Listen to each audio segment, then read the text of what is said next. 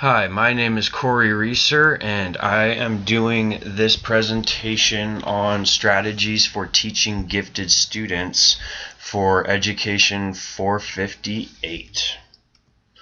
So to get things started, the introduction to this particular project and presentation, it has to deal with the socio-emotional needs of gifted students and asynchronous development. So for the socio-emotional needs of gifted students, I'll be providing a definition of what socio-emotional development is, along with providing teaching strategies that can be used in order to encourage the socio-emotional development of students within the context of secondary education, because I am currently going for my secondary social studies credential. Asynchronous development I'll also be providing the definition and teaching strategies for as well. And this has to basically do with the level of development in reference to cognitive and emotions, and then the age of the student as well. This will all culminate into an application of theory in which I will take the socio-emotional and asynchronous development strategies and basically assemble them into one cohesive platform that can be instituted within a classroom curriculum. So social-emotional development, the definition, it includes a child's experience, expression, and management of emotions and the ability to establish positive and rewarding relationships with others. It encompasses both intra and interpersonal processes. Possible examples could include students who are socially awkward but academically brilliant, unable to engage with or process complex emotional situations. This would be categorized as socio-emotional underdevelopment, being that the students have, and this leads into asynchronous development, which we will discuss in a few minutes here. But it basically refers to a student who can't really analyze or process or understand the emotional responses of other individuals or the complex socio-emotional cliques, I guess you could say, that make up high school. Another example would be extremely efficient at processing information, intrapersonal, but has a difficulty formulating relationships, interpersonal. So when you're talking about socio-emotional development, it's important to identify the student's ability to analyze information from the intrapersonal perspective, meaning themselves, along with the interpersonal role, which has to do with them interacting with other students and basically receiving feedback from other students in order to make an informed decision about themselves. Socio-emotional development teaching strategies. So these are to aid in the socio-emotional development of gifted students. The first would be model desired behavior.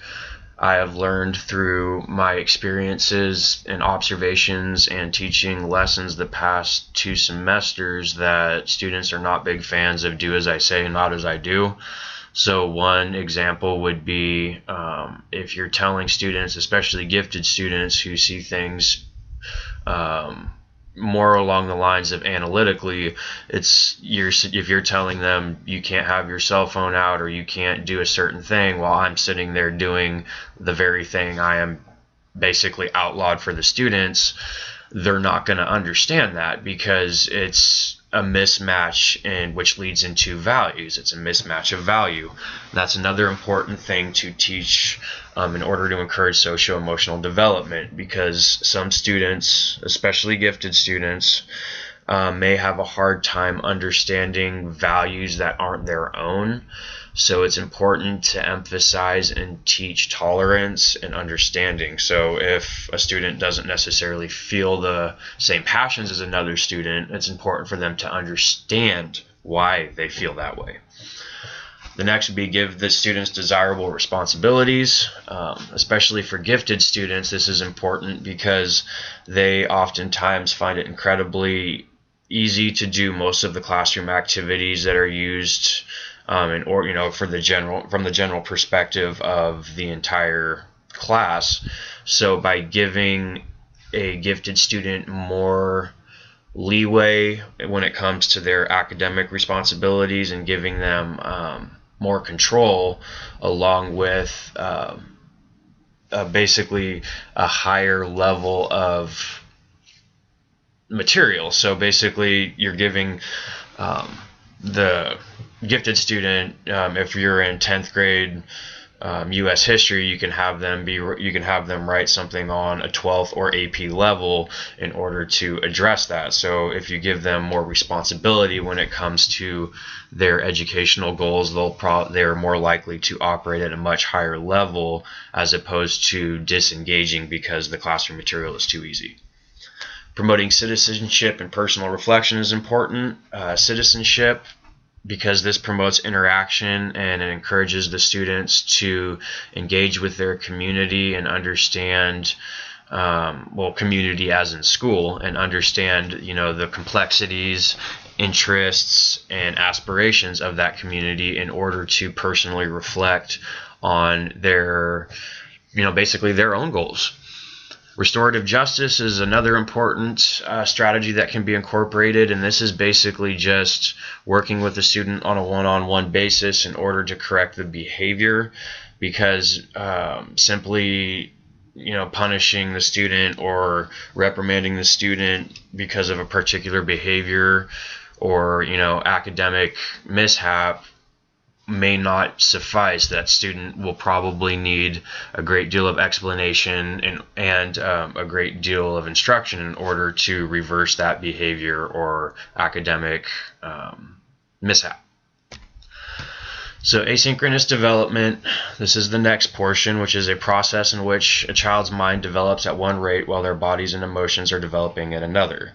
Asynchronous development in secondary education looks much different than in primary education, simply because the students' cognitive abilities are much higher, and they're able to process much more complex situations. Their understanding may vary, but they're able to process and communicate complex ideas. So possible examples would be a student who has interests and educational abilities that are considered advanced for their age, a student that has better relationships with adults instead of children in their age group. So I have one example of this. He's a swimmer of mine. He was actually diagnosed with mild autism, and he has a really hard time communicating with students because his interests are in astronomy, cosmology, and science. So I actually love talking to him because I'm kind of a geek myself and love talking about that kind of stuff. But it is kind of a mismatch in terms of his age, because all of the students in his age group are interested in, what's on MTV, what's the next top song, not, what's the next big leap in the field of cosmology.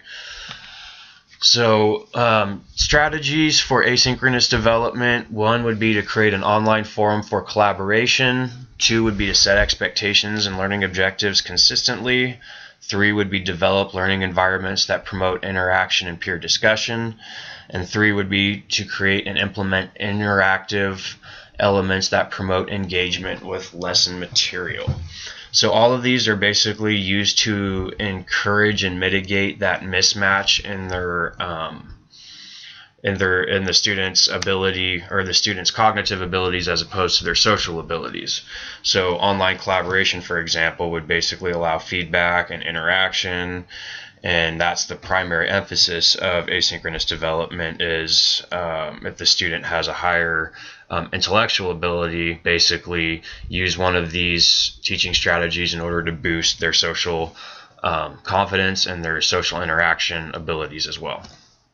So the application of theory: asynchronous development in secondary social studies classroom and socio-emotional development social studies classroom. So in terms of asynchronous development, by incorporating the strategies that I previously discussed, you can actually mitigate many of the disadvantages that are associated with asynchronous development, especially within the context of social studies.